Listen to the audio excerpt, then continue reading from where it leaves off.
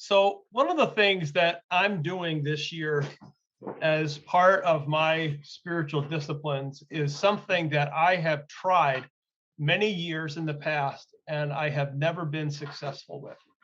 And that is to read through the Bible in a year. And normally, what has happened when I have tried to do this is I fall behind. And when I fall behind, I reach a certain place where I get so far behind that I give up and I stop. But this year, I am actually a few days ahead of schedule, and we're in the middle of November. So I am holding out hope that this might be the year that I actually complete this. But this past week, as I've been doing my reading, I was struck by something that I wanted to just share with you. And it's a pattern. It's a pattern that makes its way through much of the Old Testament, and it makes its way into the New Testament. And one of the ways that I started noticing this pattern is that I would start to read a passage of scripture and I would find myself saying, well, I've read this before. Like, this is familiar. I've read this before.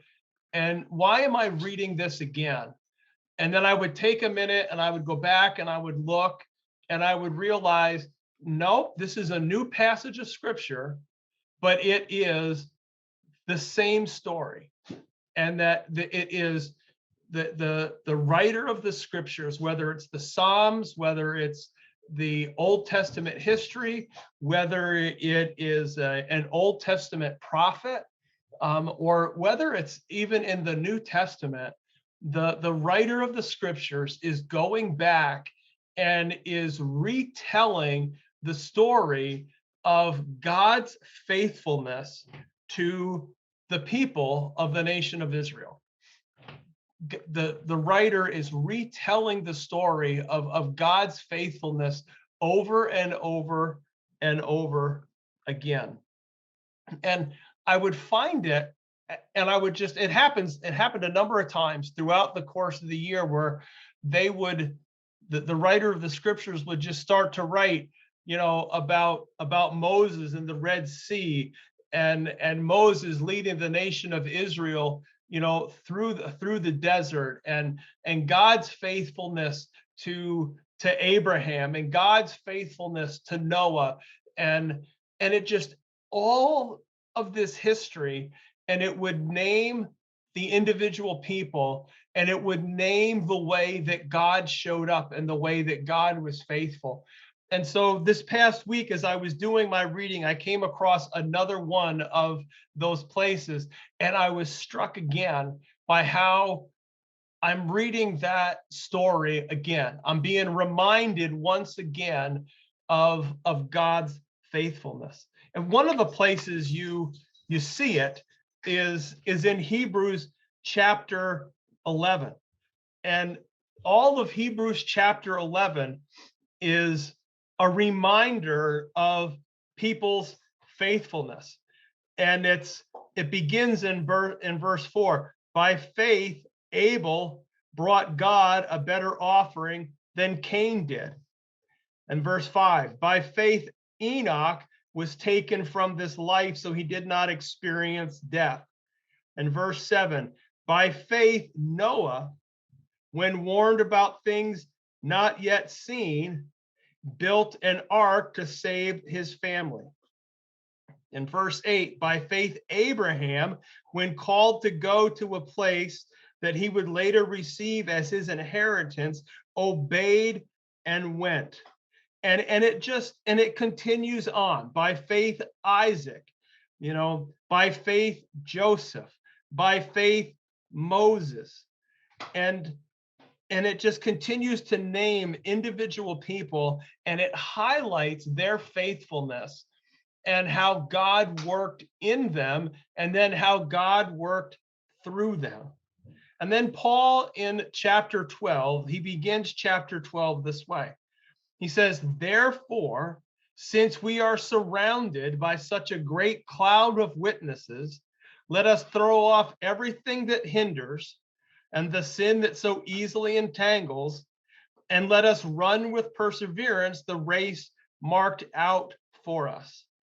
And so it's this reminder that, there's all these people who have gone before us and all these people who have been faithful before us. And because they've been faithful, because we can model our faithfulness after their faithfulness, we're surrounded by this cloud of witnesses, this group of people who have gone before. We can push on, we can persevere, we can move forward. And then I came across Psalm 107. And Psalm 107 it does the same kind of thing. It says, give thanks to the Lord, for he is good. His love endures forever. Let the redeemed of the Lord tell their story. Those he redeemed from the hand of the foe, those he gathered from the lands, from the east to the west, from the north and the south. So let them tell their story, the story of the way that God worked in their life. Some wandered in desert wastelands, finding no way to a city to where they could settle. They were hungry and thirsty, and their lives ebbed away. But then they cried out to the Lord in their trouble, and he delivered them in their distress. And Psalm 107 goes on, and again, it reminds us, it points out time and time again the way that people were in need, people were in trouble. And when they were in trouble, when they were in need, they called out, and God responded, and God met them where they were, and God blessed them. And in that blessing, they experienced, what Jesus talks about as life to the full. This is one passage in Psalm 107 that I think is just, I find it very attractive. Some went out on the sea in ships. They were merchants on the mighty waters. They saw the works of the Lord, his wonderful deeds in the deep, for he spoke and he stirred up a tempest that lifted high the waves. They mounted up to the heavens and went down to the depths. In their peril, their courage melted away. They reeled and they staggered like drunkards. They were at their wits' end. What he's talking about there is the storm came up. The storm came up. The waves tossed them high. The waves brought them low. And they didn't know how to move. They were at their wits' end. They didn't know what to do. But then they cried out to the Lord in their trouble, and he brought them out of their distress. He stilled the storm to a whisper. The waves of the sea were hushed. They were glad when it grew calm, and he guided them to their desired haven. Let them give thanks to the Lord for his unfailing love. And, the chances of you and I going out on some kind of any kind of a vessel, a ship, and experiencing a storm like that, they're probably not very high. But the reality is that life itself can bring those kind of storms our way, where we can feel that we are brought way up. The waves can bring us high, and then all of a sudden we come crashing down. The waves bring us real low, and we get tossed about in the storm of life, and we can be at our wits' end. And at that moment, we can cry out to God, and God will bring us out of our distress. At the end of Psalm 107, the psalmist writes, "Let the one who is wise heed these things and ponder the loving deeds of the Lord." Let the one who is wise heed these things and ponder the loving deeds of the Lord. And I've just shared with you just a few of the verses out of Psalm 107. There's so much more in there where it tells the story of God's faithfulness. And so what that got me thinking about is the history of God's faithfulness in my own life. You know, who are the people who make up that great cloud of witnesses in my life who help point me to the things of God? You know, because they exist.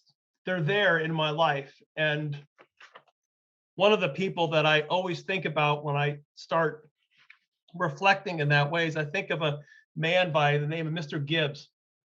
He was an old farmer and he was a missionary. And he was one of the strongest men I think I've ever known. He was a member of the church that I went to when I was in high school, and a bunch of us high school students, there was a long hallway that you had to enter into to get to church, and everybody walked out to leave.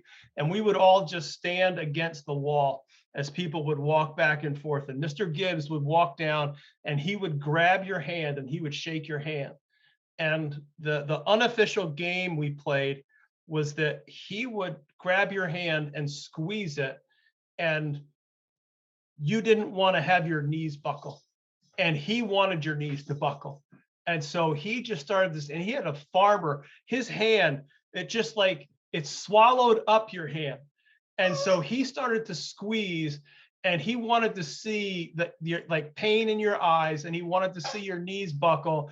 And we just wanted to stand there and like, listen, we're men and we can take it, right? And just a strong farmer guy, but he was a missionary. He would leave everything and he would go to just faraway countries. He would go and he would be an interim pastor at a church. Wherever he felt that God was calling him to go, it wasn't unusual to come into church on a Sunday and have somebody say, okay, now we're going to pray for Floyd Gibbs because he's going to be gone for the next 6 months because he's going to go and do this mission work, you know? And he's just one of a great cloud of witnesses that have gone before and that just help me remember and celebrate, you know, the way that God has worked in people's lives and people that God has used to shape me as a person. And then you start to think about the history of God's faithfulness in my own life. And you start to think back over the times, the way that God, when the storms rose, as the psalmist writes, you know, the waves came up and then the waves came crashing down. How did God show up? Where did I see God? How did God meet me there? You know, when I cried out in the midst of the storm, how did God provide for me? How did God sustain me when I didn't think there was a way to be sustained? And I was in a desperate situation and God met me in the midst of it. And the telling of those stories, it's important. It's important for me because it helps me remember. It helps me remember God's faithfulness to me. It helps me keep things in perspective to say, you know what, things probably aren't as bad as what I think they are. Because in the past, when things got bad, God met me here. And God will do the same thing again. Things are rarely as bad as I think they are. And it's important for other people. It's important for other people who are listening and who are watching how I navigate through life. They're learning. They're learning what is right. They're learning what is good. They're learning what is unwise, you know, as they look and as they watch how we respond to different situations. They're listening to our stories of God's faithfulness, and it's speaking into their world. I'll be honest, during this time when I've been reading through the Bible in a year, I've reached some of these passages where it's been a repeat or a rehash of stories that I know. And there's been times where I've been tempted to just want to quickly read over the stories and just say, yep, I know that. I read that a few chapters ago. I read that, in the last book. The last prophet said the same thing. Yep, I remember the story. I know the story. I can skip through this section. And I've been tempted at times to do that, but these stories are repeated for a reason, and they're repeated time and time again, because they're reminders. They're reminders of God's faithfulness, and sometimes we're so good at just forgetting, saying, yeah, I know that, yeah, and we go off on our way, and we don't hear, we don't remember, and we live as if we don't remember. And I think what God's doing, and I think what the author of the scriptures is doing, who ultimately is God, is saying, look, you need to hear this story one more time. And really what I'm inviting you to do, Spirit is saying, is I'm inviting you to add your story to this story. And it's an invitation, I believe, for us to share God's faithfulness in our lives, with other people.